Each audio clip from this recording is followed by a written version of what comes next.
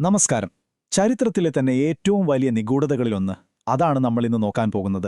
ക്രിസ്തുമതത്തിലെ ഏറ്റവും പ്രധാനപ്പെട്ട സ്ത്രീകളിൽ ഒരാളായി കണക്കാക്കപ്പെടുന്ന മഗ്ദലന മറിയം, അവർക്ക് യഥാർത്ഥത്തിൽ എന്ത് സംഭവിച്ചു? അതെ, ഇതാണ് നമ്മുടെ അന്വേഷണത്തിന്റെ കേന്ദ്രബിന്ദു. ഒന്ന് ആലോചിച്ചു നോക്കൂ. യേശുവിന്റെ ഏറ്റവും അടുത്ത അനുയായി, അദ്ദേഹത്തിന്റെ ഉയർത്തെഴുന്നേൽപ്പിന് ആദ്യമായി സാക്ഷ്യം വഹിച്ച വ്യക്തി പെട്ടെന്നൊരു ദിവസം ബൈബിളിന്റെ താളുകളിൽ നിന്ന് അങ്ങ് അപ്രത്യക്ഷയാവുന്നു. അതെങ്ങനെ സംഭവിച്ചു? അപ്പോൾ നമുക്ക് ആ നിർണായകമായ നിമിഷത്തിൽ നിന്ന് തന്നെ തുടങ്ങാമല്ലേ? യേശുവിനെ കുരിശിലേറ്റുന്ന ആ ഒരു സമയം. അദ്ദേഹത്തിന്റെ കൂടെയുണ്ടായിരുന്ന പുരുഷ ശിഷ്യന്മാരൊക്കെ എന്തു ചെയ്തു? അവരെല്ലാവരും പേടിച്ച് ഓടിപ്പോയി. അതെ, എല്ലാവരും ഓടി രക്ഷപ്പെട്ടപ്പോൾ ആ ക്രൂരതയ്ക്കു മുന്നിൽ ഒരു തരി പോലും പതറാതെ യേശുവിന്റെ അരികിൽ ധൈര്യമായി നിന്ന ഒരേയൊരു വ്യക്തി, അത് മഗ്ദലന മറിയമായിരുന്നു. അപ്പോ സ്വാഭാവികമായും ഒരു ചോദ്യം വരും, അല്ലേ? ഇത്രയധികം ധൈര്യവും പ്രാധാന്യവുമുള്ള ഒരാള് എങ്ങനെയാണ് പെട്ടെന്ന് അപ്രത്യക്ഷയാകുന്നത്? ഈ കാണാതാവലിനു പിന്നിലുള്ള രഹസ്യമെന്താണെന്ന് നമുക്കൊന്ന് നോക്കാം. നിങ്ങളൊന്ന് ആലോചിച്ചു നോക്കൂ. ഇതൊന്നും ഏതെങ്കിലും ഒരു പുസ്തകത്തിൽ പറയുന്ന കാര്യമല്ല. ബൈബിളിലെ 4 സുവിശേഷങ്ങളും ഒരുപോലെ സമ്മതിക്കുന്ന കാര്യങ്ങളാണ്. അവൾ ആ കുരിശുമരണത്തിന് സാക്ഷിയായി നിന്നു. ഉയിർത്തെഴുന്നേറ്റ യേശുവിനെ ആദ്യമായി കണ്ടത് അവളാണ്. പേടിച്ചൊളിച്ചിരുന്ന മറ്റു ശിഷ്യന്മാരെ ഈ സന്തോഷവാർത്ത അറിയിച്ചതും അവളാണ്.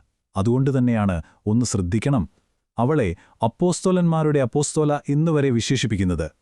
ഇവിടെയാണ് ഏറ്റവും വലിയ പ്രഹേളിക വരുന്നത്. ഇത്രയും നിർണായകമായൊരു റോൾ വഹിച്ച ശേഷം പുതിയ നിയമത്തിലെ തുടർന്നുള്ള പുസ്തകങ്ങൾ നോക്കിയാൽ അതിലൊന്നും അവളെക്കുറിച്ച് ഒരു വാക്ക് പോലുമില്ല. ഒരു വിശദീകരണവുമില്ലാതെ അവളങ്ങ് പൂർണ്ണമായി അപ്രത്യക്ഷയായി കളഞ്ഞു. അപ്പോ അവൾ വെറുതെ അപ്രത്യക്ഷായൊന്നു മാത്രമല്ല, അവളുടെ യഥാർത്ഥ വ്യക്തിത്വം തന്നെ പിന്നീട് വളച്ചൊടിക്കപ്പെട്ടു. ചിലപ്പോൾ ഈ തെറ്റിദ്ധാരണ തന്നെയാവാം അവളെ ചരിത്രത്തിൽ നിന്ന് തന്നെ മായ്ച്ചു കളയാൻ കാരണമായതും. നമ്മൾ കേട്ടിട്ടുള്ള മഗ്ദലന മറിയത്തിന്റെ കഥയെന്താ? മാനസാന്തരം വന്ന ഒരു വേശ്യ, ഒരു പാപിനി, അല്ലേ? എന്നാൽ സത്യം അതല്ല. ശരിക്കും അതൊരു വലിയ തെറ്റിദ്ധാരണയായിരുന്നു. നൂറ്റാണ്ടുകൾക്ക് മുൻപ് ഒരു മാർപ്പാപ്പയ്ക്ക് പറ്റിയ ഒരു വലിയ പിഴവ്. അതാണ് ഈ കഥയ്ക്ക് പിന്നിൽ. ഈ ടൈം ലൈൻ നോക്കൂ, ഇത് കാര്യങ്ങൾ കുറച്ചുകൂടി വ്യക്തമാക്കും. 1-ാം നൂറ്റാണ്ടിലെ ലൂക്കായുടെ സുവിശേഷത്തിൽ പേര് പറയാത്ത ഒരു പാപിനിയായ സ്ത്രീയെക്കുറിച്ച് പറയുന്നുണ്ട്. പിന്നെ 6-ാം നൂറ്റാണ്ടിൽ ഗ്രിഗറി മാർപ്പാപ്പ വന്നിട്ട് 3 വ്യത്യസ്ത സ്ത്രീകളെ, അതായത് മഗ്ദലന മറിയം, ഈ പാപിനി, പിന്നെ ബെഥാനിയയിലെ മറിയം, ഇവരെയെല്ലാം ഒരാളാണെന്നങ്ങ് പ്രഖ്യാപിച്ചു. ആ തെറ്റായ ധാരണ ഏകദേശം 1400 വർഷം നിലനിന്നു. ഒടുവിൽ 1969 മാത്രമാണ് കത്തോലിക്ക സഭ ഔദ്യോഗികമായിട്ട് അയ്യോ ഇത് തെറ്റായിരുന്നു, ഇവർ 3 പേരും വേറെ വേറെ ആൾക്കാരാണ് എന്ന് സമ്മതിച്ചത്. അപ്പോൾ ഇവിടെ നിന്നാണ് നമ്മുടെ അന്വേഷണം ശരിക്കും ആഴത്തിലേക്ക് പോകുന്നത്. ഇതൊരു നിഷ്കളങ്കമായ തെറ്റായിരുന്നോ? അതോ യേശുവിന്റെ ഏറ്റവും വിശ്വസ്തയായ, ഏറ്റവും അടുത്ത അനുയായിയുടെ പ്രാധാന്യം മനഃപൂർവ്വം ഇടിച്ചു താഴ്ത്താനുള്ളൊരു ശ്രമമായിരുന്നോ ഇത്? ഈ ചോദ്യത്തിനുള്ള ഉത്തരം ഒരുപക്ഷേ നമ്മൾ സാധാരണ കാണുന്ന ബൈബിളിലല്ല, മറിച്ച് അതിൽ നിന്ന് ഒഴിവാക്കപ്പെട്ട ചില പുരാതന ഗ്രന്ഥങ്ങളിലുണ്ടാവാം. യഥാർത്ഥ മഗ്ദലന മറിയം ആരായിരുന്നു എന്ന് വെളിപ്പെടുത്തുന്ന ആ തെളിവുകളിലേക്ക് നമുക്കൊന്ന് പോയി നോക്കാം. 1945 ഈജിപ്തിലെ നാഗ് ഹമ്മദി എന്ന സ്ഥലത്തുനിന്ന് കണ്ടെത്തിയ ചില പുരാതന ഗ്രന്ഥങ്ങൾ. അതൊരു വിപ്ലവം തന്നെയായിരുന്നു. കാരണം ഔദ്യോഗിക ബൈബിളിൽ ഉൾപ്പെടുത്താത്ത, എന്നേക്കുമായി നഷ്ടപ്പെട്ടു എന്ന് കരുതിയ ഒരുപാട് സുവിശേഷങ്ങൾ അതിലുണ്ടായിരുന്നു. ഇവയാണ് ജ്ഞാനവാദ സുവിശേഷങ്ങൾ അഥവാ നോസ്റ്റിക് ഗോസ്പൽസ് എന്ന പേരിൽ അറിയപ്പെടുന്നത്. അപ്പോ ഈ സുവിശേഷങ്ങൾ വായിക്കുമ്പോൾ കിട്ടുന്ന ഏറ്റവും ഞെട്ടിക്കുന്ന ഒരു വിവരം എന്താണെന്ന് വെച്ചാൽ, മഗ്ദലന മറിയവും പത്രോസ് അടക്കമുള്ള മറ്റു പുരുഷ ശിഷ്യന്മാരും തമ്മിൽ വലിയ അഭിപ്രായ വ്യത്യാസങ്ങളും തർക്കങ്ങളും ഉണ്ടായിരുന്നു എന്നതാണ്.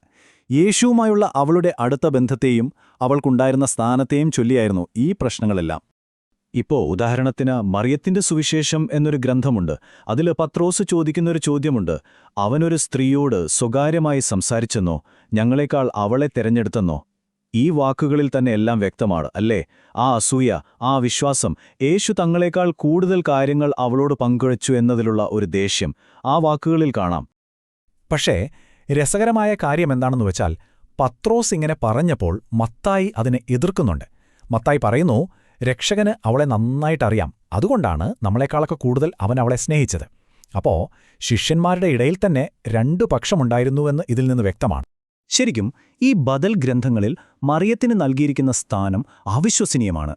യേശു ഏറ്റവും കൂടുതൽ സ്നേഹിച്ച ശിഷ്യ, അവന്റെ സന്ദേശം യഥാർത്ഥത്തിൽ പൂർണ്ണമായി മനസ്സിലാക്കിയ ഒരേ ഒരാൾ, അവന്റെ കൂട്ടുകാരി എന്നൊക്കെയാണ് അവളെ വിശേഷിപ്പിക്കുന്നത്.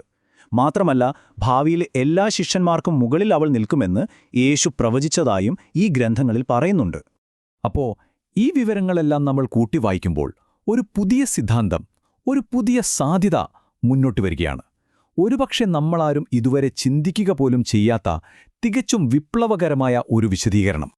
അപ്പോൾ മറിയത്തിന് പിന്നീട് എന്തു പറ്റി എന്നതിനെക്കുറിച്ച് ഒരു പരമ്പരാഗത ഐതിഹ്യമുണ്ട്. അതായത് അവൾ ഫ്രാൻസിലേക്ക് നാട് വിട്ടുപോയി, അവിടെ ഒരു ഗുഹയിൽ 30 വർഷം ഒരു സന്യാസിനിയായി ജീവിച്ചു എന്നൊക്കെയാണ് കഥ. പക്ഷേ അതത്ര വിശ്വസിക്കാൻ പറ്റുന്ന ഒന്നാണോ? ഒരു നിമിഷം നമുക്കൊന്ന് ചിന്തിക്കാം. അത്രയും ധീരയായ ഒരു നേതാവിന് തുല്യയായ ഒരാൾ അങ്ങനെ ഒളിച്ചോടി പോകുമോ? വാട്ട് ഇഫ് അവൾ ഒളിച്ചില്ലെങ്കിലോ? ഒരുപക്ഷെ ആളുകൾക്ക് തിരിച്ചറിയാൻ പറ്റാത്ത ഒരു പുതിയ വ്യക്തിത്വത്തിൽ മറ്റൊരു പേരിൽ അവൾ തന്റെ ദൗത്യം തുടർന്നിട്ടുണ്ടെങ്കിലോ? ഈ പട്ടികയൊന്ന് നോക്കൂ. ഇത് ശരിക്കും അതിശയകരമാണല്ലേ? ഒരു വശത്ത് യേശുവിന്റെ ശിഷ്യന്മാർ, മറുവശത്ത് മാനി എന്ന പ്രവാചകന്റെ ശിഷ്യന്മാർ. പേരുകൾ തമ്മിലുള്ള സാമ്യം കണ്ടോ? തോമസ്, തദ്ദായി അല്ലെങ്കിൽ അദായി, മാറി, ഏതാണ്ട് ഒരേ പേരുകൾ തന്നെ. ഇത് വെറുമൊരു യാദർച്ഛികതയാണോ? ഇതെങ്ങനെ സാധ്യമാവും? ഇവിടെയാണ് പ്രധാന പ്രശ്നം വരുന്നത്. കാരണം നമ്മുടെ കയ്യിലുള്ള ഔദ്യോഗിക ചരിത്രം പറയുന്നത് ഈ മാനി എന്ന പ്രവാചകൻ ജീവിച്ചിരുന്നത് യേശുവിന് ശേഷം തലമുറകൾ കഴിഞ്ഞിട്ടാണ് എന്നാണ്. അങ്ങനെയെങ്കിൽ ഒരേ ശിഷ്യന്മാർക്ക് എങ്ങനെയാണ് 2 കാലഘട്ടങ്ങളിലായി ജീവിച്ച ഈ 2 പേരുടെയും കൂടെ ഉണ്ടാകാൻ കഴിയുക? പക്ഷേ നമ്മൾ വിശ്വസിക്കുന്ന ഈ ചരിത്രപരമായ ടൈംലൈൻ തന്നെ തെറ്റാണെങ്കിലോ? അതിനും തെളിവുകളുണ്ട്. ഒന്നാമതായി, യേശുവിന്റെ ജനനവർഷം പോലും തെറ്റായിട്ടാണ് രേഖപ്പെടുത്തിയിട്ടുള്ളതെന്ന് ഇന്നു സഭാപണ്ഡിതന്മാർ തന്നെ സമ്മതിക്കുന്നുണ്ട്. രണ്ടാമത്, ഒരു 4-ാം നൂറ്റാണ്ടിലെ എഴുത്തുകാരൻ പറയുന്നത് തോമസിന്റെ സുവിശേഷം എഴുതിയത് മാണിയുടെ ശിഷ്യന്മാരിൽ ഒരാളാണ് എന്നാണ്. പക്ഷേ നമുക്കറിയാം ആ സുവിശേഷം എഴുതപ്പെട്ട കാലഘട്ടം മാനിയുടെ കാലഘട്ടത്തിനും എത്രയോ മുൻപാണ്. പോരാത്തതിനെ അബ്ഗാർ എന്നൊരു രാജാവ് യേശു ജീവിച്ചിരുന്ന അതേ കാലത്ത് അദ്ദേഹവുമായി നേരിട്ട് കത്തിടപാടുകൾ നടത്തിയതായും ചരിത്രരേഖകളുണ്ട്. ഇനി വരാൻ പോകുന്നത് ഒരുപക്ഷെ ഏറ്റവും നിർണായകമായ സൂചനയാണ്. ഈ സിദ്ധാന്തങ്ങൾ എല്ലാം ഒരുമിച്ച് നിർത്തുന്ന ഒരു കണ്ണ്. ഈ മാനി എന്ന പ്രവാചകന്റെ അമ്മയുടെ പേര് എന്തായിരുന്നു എന്നറിയാമോ? മറിയം, അല്ലെങ്കിൽ മേരി. അപ്പോ നമ്മൾ സ്വയം ചോദിക്കേണ്ട ചോദ്യം ഇതാണ്: ചരിത്രത്തിന്റെ ടൈംലൈൻ തന്നെ നമ്മൾ വിചാരിക്കുന്നത് പോലെ കൃത്യമല്ലെങ്കിൽ മഗ്ദലന മറിയത്തെപ്പോലുള്ള ചരിത്രത്തിലെ നിർണായക വ്യക്തികളെക്കുറിച്ച് എത്രയെത്ര സത്യങ്ങളായിരിക്കാം നമ്മുടെ കൺമുന്നിൽ തന്നെ ആരും ശ്രദ്ധിക്കാതെ മറഞ്ഞുകിടക്കുന്നത്? ഇതൊന്നാലോചിച്ചു നോക്കൂ.